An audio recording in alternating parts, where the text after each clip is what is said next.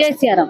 काय मिळते सेवेमधून असं काही मिळते जे आपण जे अपेक्षितही ठेवल्या नव्हत्या की आम्हाला असं आशाही नव्हती की असं काय भेटेल काय। नमस्कार मित्रांनो, वेद न्यूज मराठीमध्ये आपले सर्वांचे स्वागत।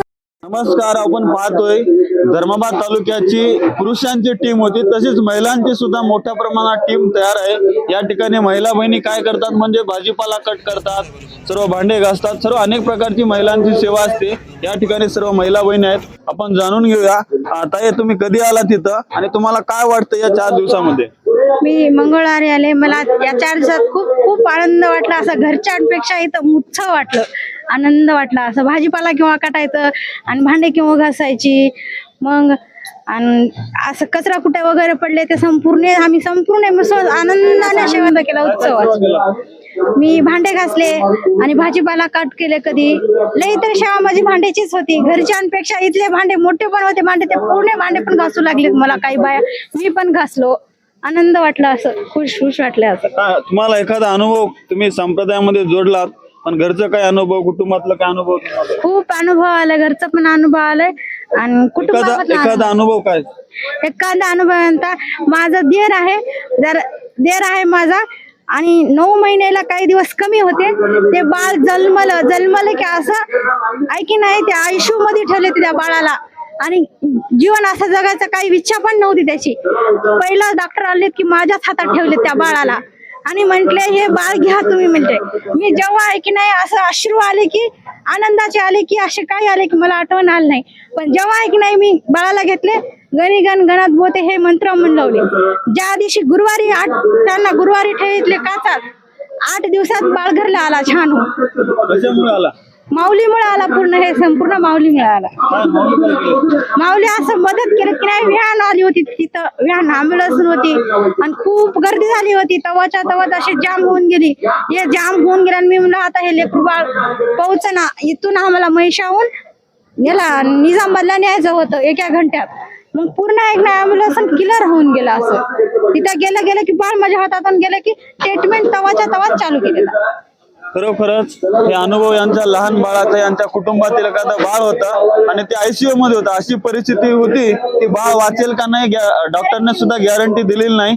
तर हे सर्व कृपा यांनी माऊलींना प्रार्थना केली आणि माऊलींनी धावून यांच्या कुटुंबातील बाळाला त्यांनी एखादं फळ दिले आणि त्यांनी प्रेरणा दिली। प्रेरणा आणि प्रार्थनेमुळे माऊली त्यांना प्रसन्न होऊन त्या बाळाला त्यांनी वाचवले, अशी त्यांची ताईंची प्रतिक्रिया आहे। खूप खूप अनुभव आहे। माझ्या भाचीला झटके आले, 5 घंटे झटके होते, तर तिला म्हैशाला नेल्या धरले नाहीत, निजामाबादला नेल्या धरले नाही, निर्मलला नेल्या धरले नाहीत, म्हैशाला निर्मलला नेल्या धरले नाहीत, निजामाबादला नेल्या। डॉक्टर आयसीयू मध्ये मध्ये गेली ती ना, कोमात होती, पण डॉक्टर काय भरोसा दिला नाही, 48 तासात काहीच सांगणार म्हणले।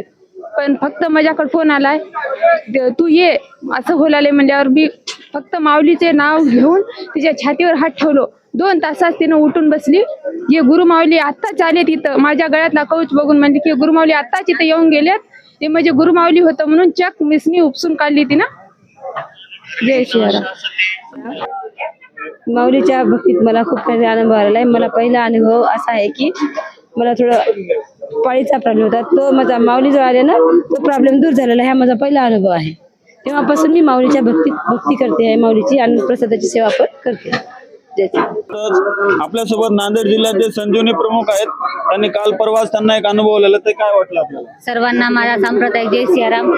खरंच मी माऊलीची खूप भक्ती करत होते आणि घरी मी घराच्या बाहेर जाता वेळेस मी अगोदर महिला अध्यक्ष होते। महिला अध्यक्ष म्हणून काम करते वेळेस महिलाचं संघटन गुरु माऊलींनी माझ्याकडून करून घेतलं आणि मी असं काही न विचार करता जे काही घरी काम असेल ते गुरु माऊली करून घेतील असं मी करत होते। आणि खरंच गुरु माऊली ते माझ्याकडून सेवा पण चांगल्या रीतीने करून घेत होते।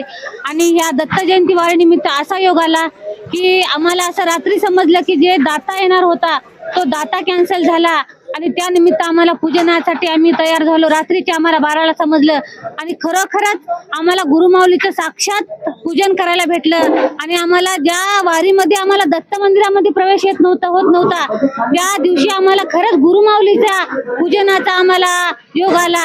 खरंच आपण जर सेवा केला तर गुरुमाऊलीपर्यंत आपली सेवा जाणार आणि एवढा मोठा अनुभव खरंच साक्षात जगद्गुरूंचे आमच्याकडून पूजन झाले। जय सियाराम। काय मिळते? सेवेमधून असं काही मिळते जे आपण जे अपेक्षितही ठेवल्या नव्हत्या की आम्हाला असं आशाही नव्हती की असं काय भेटेल काय नाही ते, आणि जे आपण काही करतो त्या फळ तर भेटणारच, आणि त्याही पेक्षा पलीकड खरं आम्ही जर सांगायसारखे तर काय भेटेल याच्या पलीकडले आम्ही शब्दच नाहीत आमच्याकडे. सर्व महिला बहिणी घरदार संसार सोडून इथं 8 दिवसापासून सेवा करतात, त्या सर्वांच्या वतीनं तुम्ही काय म्हणता?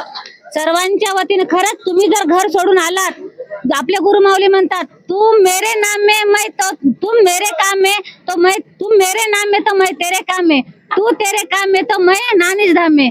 पण आपण गुरुमाऊलीच्या कामात आलेले आहात तर खरंच गुरुमाऊली आपल्या नामात आलेले आहात तर गुरुमाऊली आपल्या घराकडे आपल्या काही एवढे लोक महिला आलेले आहेत, कोणाच्याही घराकडली काही समस्या नाही की अडचण नाही. महिला 4-5 दिवस झाले इथे आलेले आहेत आणि जे घराकडलं जे आहे ते सगळं गुरुमाऊलीवर सोडून आलेले आहेत. खरंच आपण इथं करणार पण गुरुमाऊली आपलं सगळं सांभाळणार, ते 100% आम्हा सर्व महिलांना गॅरंटी आहे. जय श्रीराम. आपण पाहतोय या ठिकाणी पुरुषांची जशी टीम होती तसं महिलांचं संघटन आणि महिलांची टीम, या महाप्रसाद टीम मध्ये सर्व भांडे घासणं, भाजी कट करणं, झाडून काढणं, सर्व साफसफाई करणं या महिलांच्या वतीने केलं जातंय. आपण पाहतोय त्या लहान चिमुकल्या बाळासह त्यांनी थंडी, या कडाक्याच्या थंडीमध्ये सर्व लहान लहान मुलांना घेऊन त्यांनी सुद्धा या सेवेसाठी वारीसाठी आलेले आहेत. खरोखरच लहान लेकरं सुद्धा आहेत.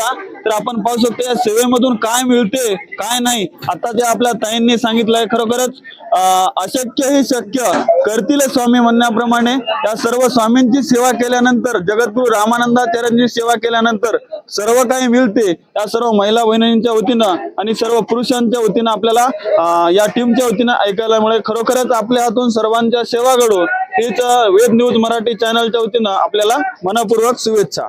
जसे असं तसे ताज्या घडामोडी पाहण्यासाठी व आपल्या परिसरातील बातम्या प्रसारित करण्यासाठी आजच आमच्या चॅनलला सबस्क्राईब आणि लाईक करायला विसरू नका. संपर्क करा वेद न्यूज मराठी, सिद्धेश्वर मठपती, मुख्य संपादक.